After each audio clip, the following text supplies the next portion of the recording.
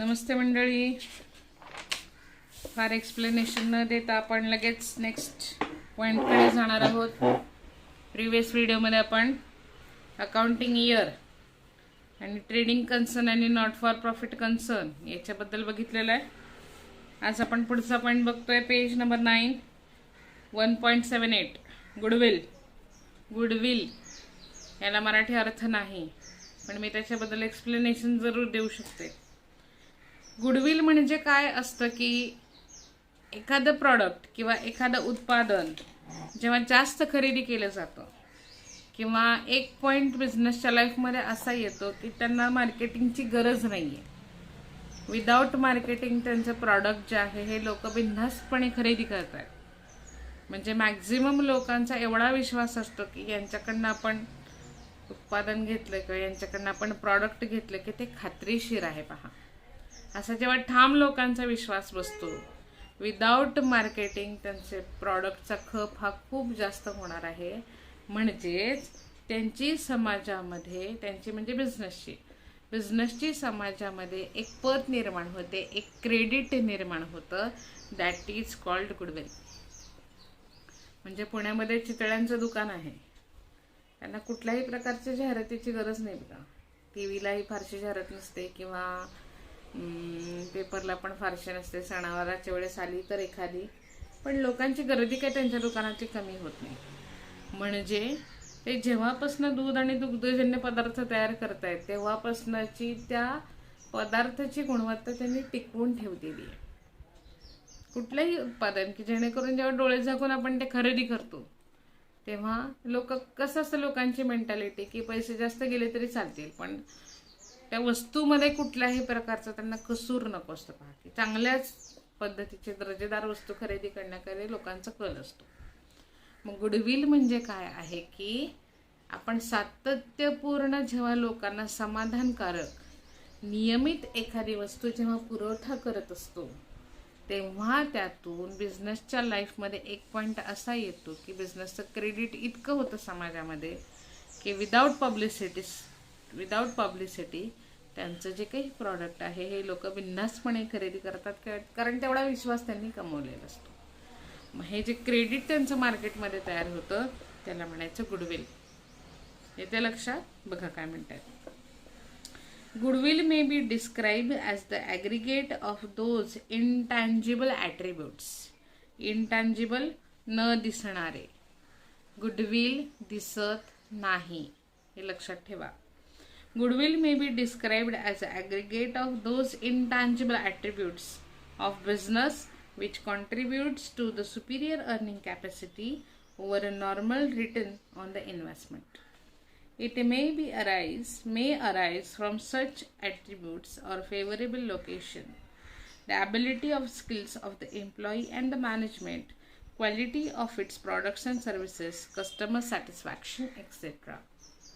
आता इथे 2 पॉईंट खाली जे दिले विद्यार्थ्यांनी तेवढेच लक्षात ठेवायचे आहेत आणि ते पाठही करायचे आहेत. बघा, फिल इन द ब्लँक्समध्ये ते विचारतात. Goodwill is the reputation of business express in terms of money. Goodwill is the reputation of business express in terms of money. Goodwill म्हणजे जेव्हा आपल्याकडे जास्त पैसे आहेत बिझनेसमध्ये, जेव्हा कुठल्याही प्रकारची देणी देण्यासाठी बिझनेस केपेबल आहे, खूप सारे पैसे आहेत ज्याच्यामुळे ते बिझनेसचं आणखीन एक्सपान्शन करू शकतात, डायव्हर्सिफिकेशन करू शकतात. पैसे असले की आपण जास्तीत जास्त चांगल्या गुणवत्तेकडे वस्तू तयार करण्याकडे वळतो. बघा, मग असं जेव्हा एका स्टेजला येतो बिझनेस तेव्हा त्यांचं गुडविल मार्केटमध्ये खूप चांगलं तयार झालेलं असतं. Goodwill is the reputation of business express in terms of money. विद्यार्थ्यांनी हे लिहायचं पण आहे आणि पाठही करायचे ऑब्जेक्टिव्हमध्ये येतं. आणि नेक्स्ट वन दिले पहा. Goodwill is an intangible asset. Intangible न दिसणारे, दिसू शकत नाही पण ते असतं, दिसत नाही पण ते असतं. जसे land and building, plant and machinery आपल्याला दिसते, पण गुडविल दिसत नाही पण तरी देखील ते असेटच आहे, असेट आहे. Goodwill is a intangible asset. बिझनेसची ती मालमत्ता आहे, बिझनेसची ती प्रॉपर्टी आहे, बिझनेसचं ते क्रेडिट आहे. आता नेक्स्ट पुढे काही टर्म्स आपण बघतोय बघा, प्रॉफिट अँड लॉस. जनरली लहानपणापासून आपल्याला प्रॉफिट म्हणजे फायदा आणि लॉस म्हणजे तोटा हे माहिती असतं. प्रॉफिट म्हणजे काय आहे की आपण जेवढे पैसे इन्व्हेस्ट केले तेवढे इन्व्हेस्ट केल्याच्या पलीकडे जाऊन आपल्याला काही सर्टन अमाऊंट मिळत असेल तर तेव्हा आपण प्रॉफिटमध्ये असतो, फायद्यामध्ये असतो. 50,000 इन्व्हेस्ट केलेत आणि सगळे खर्च जाऊन आपल्याला 70,000 मिळत असतील तर 50,000 आपले वसूल होतात पहा. वरचा 20,000 हा आपल्याला मिळालेला फायदा असतो, जास्तीचे पैसे असतात आणि ज्याच्यासाठी सगळे व्यापारी प्रयत्न करत असतात टू मेक प्रॉफिट. आणि लॉस म्हणजे बरोबर ह्याच्या अपोजिट आहे पहा, की समजा एखाद्या शेतकऱ्याने एखादी फळबाग लावण्यासाठी 1,00,000 रुपये इन्व्हेस्ट केले. त्याला माहित असते 1,00,000 इन्व्हेस्ट केलेत म्हणजे किमान ह्याच्यातनं 4-5 लाखाचं उत्पन्न झालं तरी खूप आहे. पण 1,00,000 इन्व्हेस्ट केले आणि अचानक पाऊस आला, त्यांचा जो तयार माल आहे तो मार्केटमध्ये अगदी 30,000 रुपयांना गेला, तर वरचं 70,000चं नुकसान होतं ना मुलीनं. जेवढे पैसे इन्व्हेस्ट केले तेवढे निघत नाही आहेत ना, म्हणजे 70,000चा लॉस त्यांना सहन करावा लागतो. कधीही लक्षात ठेवा, प्रॉफिट आणि लॉस हा पैशामध्येच काउंट होणार आहे. कसं करणार मूल्यमापन तुम्ही? पैशातूनच करणार की नाही? 50,000 इन्व्हेस्ट केले, 30,000 खर्च आलाय, 20,000चा फायदा आहे, पैसा आहे. 50,000 इन्व्हेस्ट केले, 40,000 रुपये खर्च 40,000 रुपये एकूण मिळालेले आहेत, 10,000चा तोटा आहे, पुन्हा पैसा आहे बघा. म्हणजे प्रॉफिट आणि लॉस हा आपण भांडवलात पैशातच कॅल्क्युलेट करतो, हे लक्षात ठेवा. त्याच 2 टर्म्स त्यांनी पुढे दिल्यात, बाकी काही नाही. Profit, Wien the selling price of goods. Selling म्हणजे विक्रीची किंमत, विक्रीची किंमत. Wien the selling price of goods is more than the cost price. Cost price म्हणजे मूळ किंमत किंवा छापलेली किंमत. When the selling price of goods is more than its cost price, it is called as profit. It is a profit. म्हणजे मूळ किमतीपेक्षा विक्रीची किंमत जर जास्त असेल तर आपण फायद्यात असतो हे नक्की. When the selling price of goods is more than cost price, it is a profit. Profit increase. Increase म्हणजे वाढणे. Profit increase the capital of business. Profit जेव्हा होतो आहे तेव्हा बिझनेसचं कॅपिटल, बिझनेसचं भांडवल आपोआप वाढणार आहे, हे लक्षात ठेवा. त्याच्यानंतर नेक्स्ट आहे पहा, उदाहरण दिलंय त्यांनी. If goods are sold for ₹50,000, goods विकले 50,000 and all expenses during the period amounted to ₹30,000, सगळे खर्च एकूण 30,000 आले, then the profit is 20,000. 50,000 invest केले, एकूण खर्च सगळा झालेला आहे 30,000चा, तर 20,000 आपण फायद्यामध्ये आहोत. त्याच्यानंतर लॉस बरोबर हे जे अपोजिट आहे बघा. वेन द कॉस्ट प्राइस मूळ किंमत of the goods is more than it's selling price, it is a loss. Cost price मूळ किंमत, सेलिंग प्राइस विक्रीची किंमत. मूळ किमतीपेक्षा विक्रीची किंमत ही जर कमी असेल किंवा मूळ किंमत ही विक्रीच्या किमतीपेक्षा जास्त असेल तेव्हा त्याला म्हणायचं लॉस. उदाहरण दिले बघा. Wien cost price of goods is more than it's selling price, it is a loss. Loss decrease, decrease म्हणजे कमी होणे. Loss decrease the capital of business. Loss जेव्हा सतत जर बिझनेसला होत राहिला तर शुअरली कॅपिटल जे आहे बिझनेसचं ते कमीच होणार आहे. For example, if goods are sold for ₹50,000, if goods are sold for ₹50,000 and all expenses during the period amounted to ₹60,000, 50,000 invest केलेत पण सगळा खर्चच 60,000 असेल, then the loss will be ₹10,000. 10,000 आपल्याला इन्व्हेस्टमेंटपेक्षा जास्त पे करायला लागत आहेत, म्हणजे 10,000च्या काय आहोत आपण, तोट्यामध्ये आहोत. प्रॉफिट, फायदा, लॉस, तोटा. नेक्स्ट टर्म दिले बघा, इन्कम. इन्कम म्हणजे उत्पन्न. उत्पन्न म्हणजे आता नोकरी करणारे जे मेंबर आहेत त्यांना महिन्याला पगार मिळतो, म्हणजे जो पगार मिळतो ते त्यांच्यासाठी उत्पन्न आहे. बघूया. It is a revenue arising as a result of business transaction. It is amount receivable or realized from the services provided and earning from interest, dividend and commission etc. आपण जर समजा एखाद्या बँकेकडे 50,000 रुपये ठेवायला दिले 1 वर्षासाठी, तर ते 50,000 बँकेकडे जोपर्यंत आहे तोपर्यंत आपल्याला त्याच्यावर व्याज मिळतं बँकेकडनं. मग आपण ठेवलेल्या पैशावर जेव्हा आपल्याला काही पैसे मिळणार आहेत, दॅट इज इन्कम, उत्पन्न.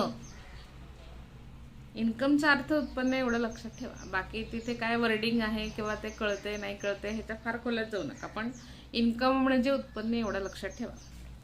It is revenue arising as a result of business transaction. It is amount receivable from the realised of services provided and earnings from the interest, dividend and commission etcetera. वस्तू तयार करून विकल्याच्या नंतर मिळणारं उत्पन्न, services दिल्याच्या नंतर पगार स्वरूपात मिळणारं उत्पन्न. कामगार जे असतात ते रोज दिवसाला काम करतात पहा, दिवसाकाठी त्यांची जी हजेरी ठरलेली असते ते त्यांच्यासाठी इन्कमच आहे. म्हणजे इन्कमचे प्रकार वेगवेगळे आहेत. इन्कम हे कुठल्याही स्वरूपात काम केल्यानंतर मिळणार आहे. इन्कम म्हणजे उत्पन्न. आता रेव्हेन्यू काय बघा, साधारण त्याच्यासारखाच रेव्हेन्यूचा अर्थ आहे, फार वेगळं नाहीये.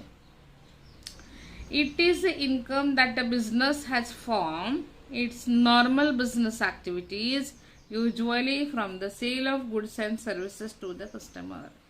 It is the income that a business has from its normal business activities. एका व्यवसायाच्या नियमित होणाऱ्या उत्पादनातून, म्हणजे माझी कॉटन फॅक्टरी आहे, कपड्यांची फॅक्टरी आहे, गारमेंट्सची. ते कपडे तयार होऊन जेव्हा मार्केटमध्ये जाणार आहेत, ते जेव्हा लोक खरेदी करणार आहेत, तेव्हा त्याच्यातून जे पैसे मला मिळतील, नियमित पैसे मला जे मिळतील, दॅट इज रेव्हेन्यू.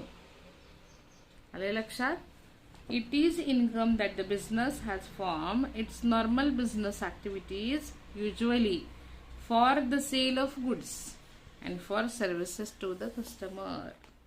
कस्टमरच्या सेवा देणे किंवा त्याच्यातून आपलं उत्पादन खरेदी त्यांनी करणं, त्यातनं जे पैसे मिळणार आहेत, दॅट इज रेव्हेन्यू. आले लक्षात? दोन्ही साधारण एकसारखेच अर्थ आहे. त्याच्या पुढे आपण काही घटक आज बघणार आहोत. Assets and liabilities and net worth. Asset याचा अर्थ शुद्ध मराठीमध्ये मालमत्ता आहे. एका व्यक्तीला त्याच्या बिझनेस पासून सेपरेशन आहे किंवा बिझनेस हा त्याच्या मालकापासून सेपरेट आहे. मग बिझनेसच्या नावावर स्वतःची अशी काही मालमत्ता असते आणि बिझनेसच्या नावावर स्वतःची अशी काही देणी असतात. म्हणजे असेट आहे ती मालमत्ता. म्हणजे फॉर एक्झाम्पल, आपली जर जी काही फॅक्टरी असेल, जी काही कंपनी असेल, त्या कंपनीमध्ये बरंचसं रॉ मटेरियल आणलेलं असतं. त्याच्यानंतर मशिनरीज असतात, बिल्डिंग असतात, कॉम्प्युटर्स असतात, टेबल असतात, फर्निचर असतात, मोठ्या मोठ्या मशीन्स असतात. पहा, माल मार्केटमध्ये नेण्यासाठी बिझनेसच्या नावावर स्वतःची गाडी असते. मग हे जे business is an artificial person, हे जेव्हा ते स्वतःच्या नावावर खरेदी करतात, that is asset for that particular business. आले लक्षात? असेट म्हणजे मालमत्ता. जशी एका व्यक्तीसाठी, नॉर्मल पर्सनसाठी त्याचं घर, गाडी, जमीन, जागा, जुमला आहे, जसं त्याच्यासाठी असेट मालमत्ता आहे, प्रॉपर्टी आहे, तशी बिझनेसची पण आर्टिफिशियल पर्सन म्हणून असेट्स काही असतात. काय काय दिलंय बघूया. Assets. Any physical thing or right owned that has a monetary value, it is called as an asset. Any physical thing or right owned that has a monetary value is called an asset. अशी कुठलीही physical thing, म्हणजे ज्याला आपण स्पर्श करू शकतो, भौतिक स्वरूपात दिसणारी, हलवता येणारी, वापर करता येणारी अशी कोणतीही वस्तू. Any physical thing or a right. Right म्हणजे स्वामित्व किंवा हक्क सांगते याच्याबद्दल.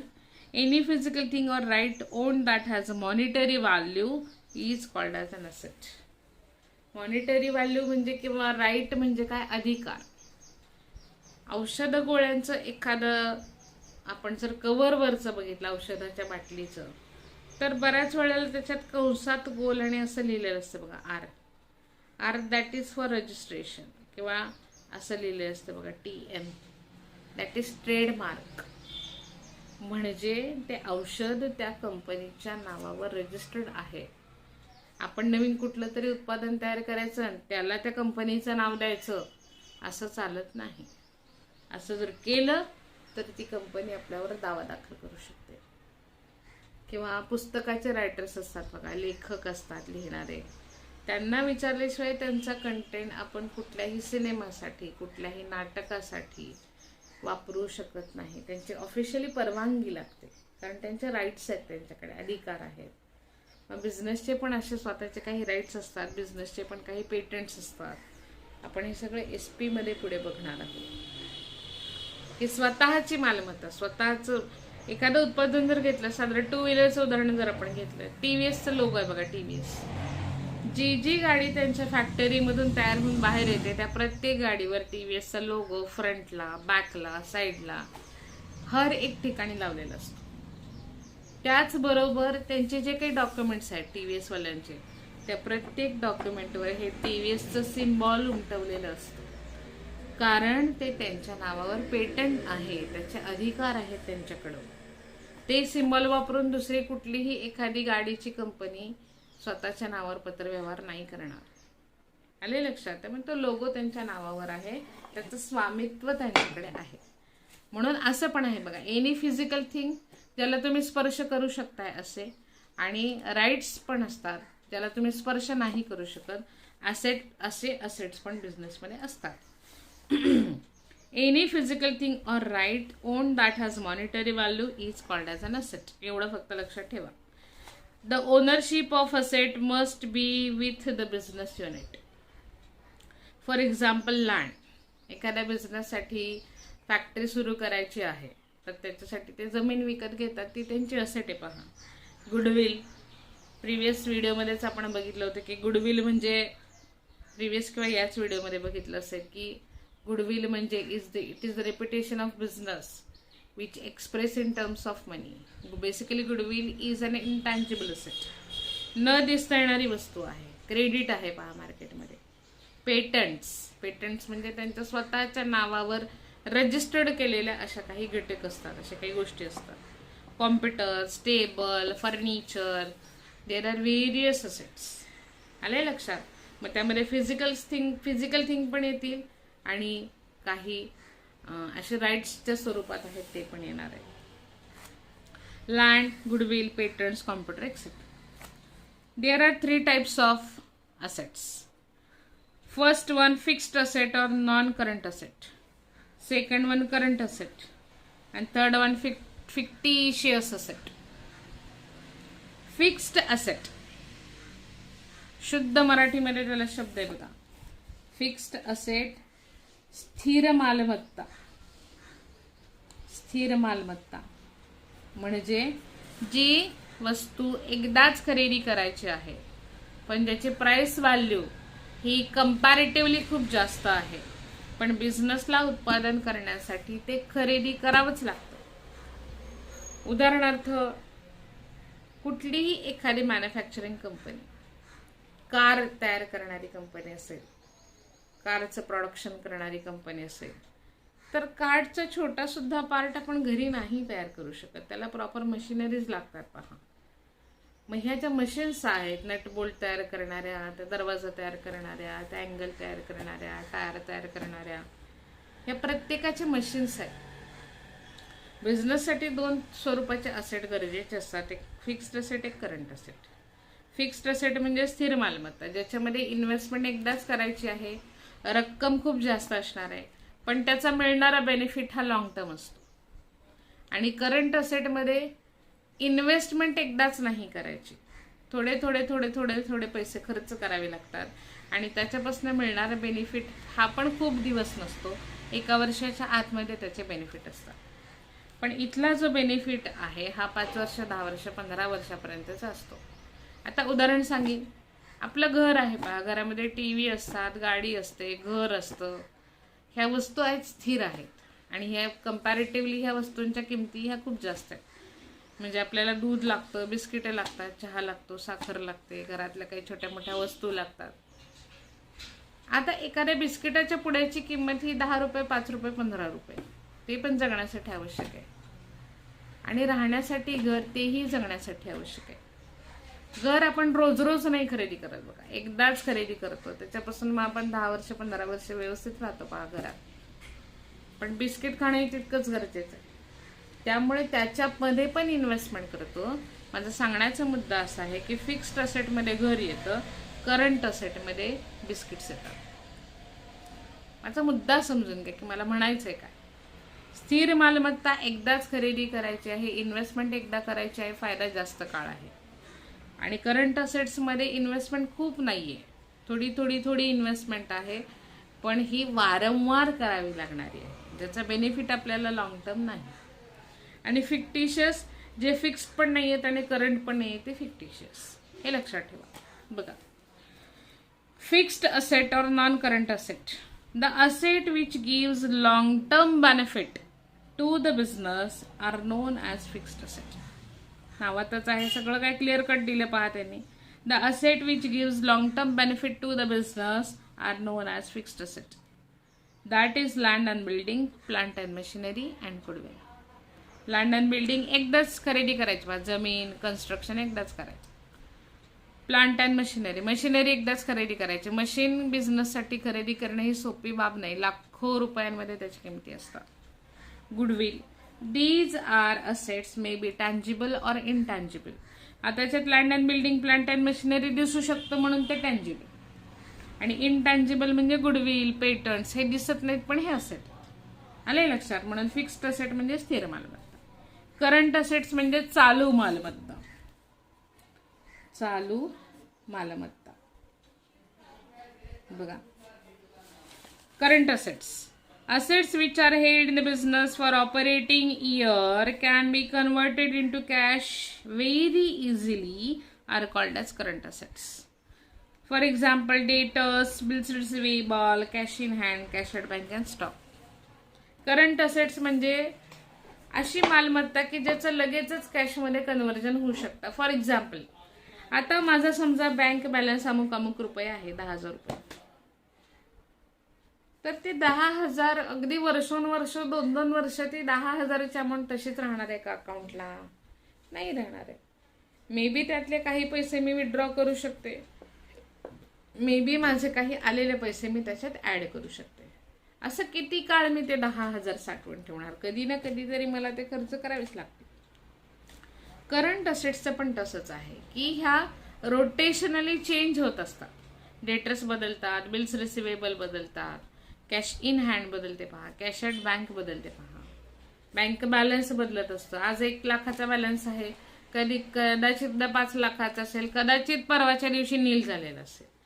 म्हणजे पैसे जे आहेत हे सतत बदलत राहतात. तसंच आहे करंट असेट्सचं चालू मालमत्ता. म्हणजे बिझनेससाठी फिक्स्ड असेट्स पण गरजेचे आहेत, करंट असेट्स पण गरजेचे आहेत.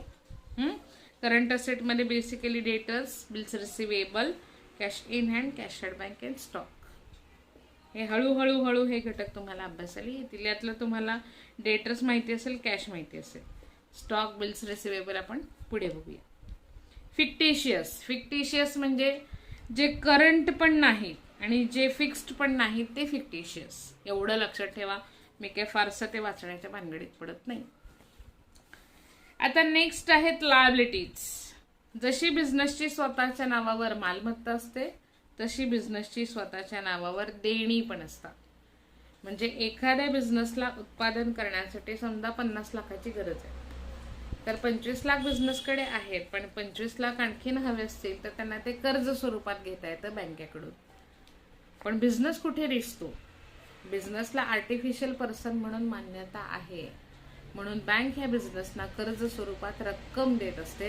That is liability for the particular business. आलंय लक्षात? मग लायबिलिटीजचे पण पुन्हा 2 प्रकार केलेत बघा. आधी लायबिलिटीज काय ते बघूया. लायबिलिटीज म्हणजे देणी. Amount payable by the business to the others is known as liability. Payable म्हणजे देणी. Amount payable by the business कडून दुसऱ्याला देणे असलेली रक्कम, बिझनेस कडून दुसऱ्याला द्यावी लागणारी रक्कम म्हणजे लायबिलिटी. आले लक्षात? Amount payable by the business to other is known as liability. It is a debt or amount due from the business to the other for the benefit received by the business unit. For example, loan taken, creditors, bank overdraft and outstanding expenses. बँकेकडनं घेतलेलं loan ही बिझनेसची liability, एवढं लक्षात ठेवा. There are 2 types of liabilities. एक तर fixed म्हणजे ज्या द्यायच्याच द्यायच्या आहेत, ज्याच्या दिल्याशिवाय आपल्याला काय म्हणतात त्याला, आपल्याला काही करताच येणार नाही, आपल्याला देणंच आहे. आणि करंट लायबिलिटीज म्हणजे ज्या परत करंट असेट्स सारख्याच आहेत की ज्या सतत बदलत असतात. आज माझे 10,000चे देणेकरी आहेत, उद्याला मी हे 10,000 पे केल्यानंतर परवा दिवशी माझ्या अकाउंटला नील दिसणार आहेत पहा क्रेडिटर्स. तसंच आहे करंट लायबिलिटीजचं पण. आधी फिक्स्ड लायबिलिटी बघूया. Fixed liability, one of the major source of funds of the business is fixed liability. It may be in the form of capital. Capital म्हणजे फर्स्ट लायबिलिटी आहे बिझनेसची. ते आपण कॅपिटलचं पॉईंट बघताना बघितलेलं आहे. कॅपिटल, सिक्युअर्ड लोन कोणाकडनं घेतलं असेल तर आपल्याला ते द्यावंच लागतं पहा. Long term loans from the बँकेकडनं दीर्घ कालावधीसाठी घेतलेलं कर्ज. And from the financial institution, वित्तीय संस्थांकडनं घेतलेलं कर्ज, बँकेकडनं घेतलेलं कर्ज. बँक आपल्याला कर्ज देते म्हणजे आपल्याला काय ते पैसे घेऊन टाकायला दिलेले नसतात, आपल्याला ते वापरायला पैसे दिलेले असतात. आणि आपण जोपर्यंत ते पैसे वापरतोय तोपर्यंत आपण त्याच्यावर इंटरेस्ट भरत असतो, व्याज भरत असतो. मग तसं आहे पहा की जेव्हा आपण कन्फर्म अमाऊंट कोणाकडनं तरी घेतो, we have to pay that amount, म्हणून त्या असणार आहेत फिक्स लायबिलिटी. आणि करंट लायबिलिटीज ह्या रोटेशनली बदलत असतात, सतत बदलत राहतात. फिक्स तर फिक्स नाही. आज 10 देणेकरी आहेत, उद्या 5 असतील, परवा दिवशी नील असतील, त्याच्या पुढच्या दिवशी 20 असतील, म्हणजे बदलत राहतात असं. Current liabilities, short term liabilities payable within a year are called as current liabilities. एका वर्षाच्या आधी देणी द्यावी लागतात, that is current liability. Current liability arises in the regular current operations of the business. These liabilities are not normally secured, that is creditors and bills payable, etc. आले लक्षात? आता तुम्ही फक्त असेट म्हणजे मालमत्ता आणि लायबिलिटी म्हणजे देणी एवढं लक्षात ठेवा. हे प्रकार जे आहेत हे आपल्याला कदाचित पुढच्या चॅप्टर्समध्ये लागतील. नेटवर्थ, निव्वळ नफा, निव्वळ खर्च, सगळे पैसे खर्च जाऊन हातात किती पैसे शिल्लक राहिलेले आहेत, that is called net worth. The amount of funds provided by the proprietor in the business is called as capital. हे आपल्याला माहिती आहे. The amount of funds provided by the proprietor in the business is called as capital, as well as the excess of assets or the liabilities of business is also called as capital or net worth.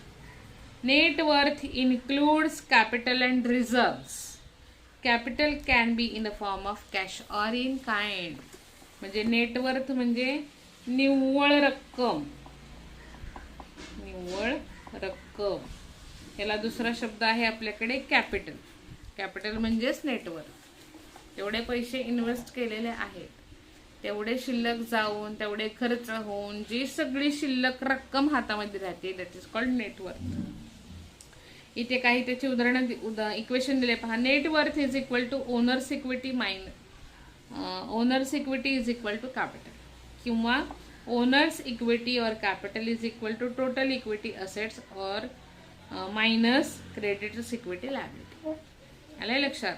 एवढं लक्षात ठेवायचं. Net worth म्हणजे निव्वळ रक्कम, निव्वळ मिळणारा नफा, निव्वळ मिळणारा फायदा, किंवा नाहीच काय आठवलं तर कॅपिटल.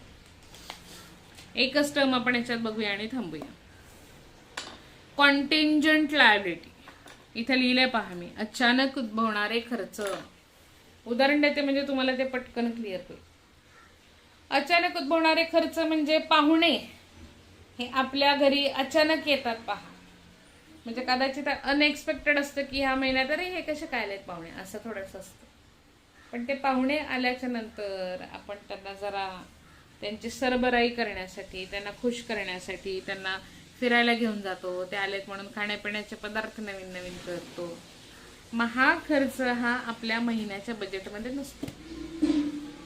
मग तो जो एक्सेस खर्च होणार आहे बजेटच्या बाहेर जाऊन, किंवा कधी कधी कसं असतं की हॉस्पिटलाइज करावं लागतं कोणाला तरी, की आजारी काही कोणी सांगून पडणार नाही, लक्षात घ्या. आजारी पडल्यामुळे दवाखान्यामध्ये खूप सारा खर्च होतो की जो आपल्या हिशोबात नसतो, पण तो करावाच लागतो. मग हे जे अचानक उद्भवणारे खर्च आहेत, दॅट इज कॉल्ड कॉन्टिंजंट लायबिलिटी. अचानक उद्भवणारी देणी, अचानक उद्भवणारे खर्च. बिझनेसला पण असे समजा काही व्हिजिटर्स आहेत जे व्हिजिट द्यायला आले, जे काहीतरी सांगायला आले, मार्गदर्शन करायला आले, ट्रेनिंग द्यायला आले, मग यांचा हिशोब नेहमीच्या शेड्यूलमध्ये नसतो, नेहमीच्या खर्चात त्यांचा खर्च नसतो, पण ते आलेत म्हणून जेव्हा खर्च करावा लागेल, दॅट इज कॉन्टिंजंट. आले लक्षात? कॉन्टिंजंट लायबिलिटी, अचानक उद्भवणारे खर्च. A liability which may arise in future depend on happening or non-happening in certain event is called as contingent liability.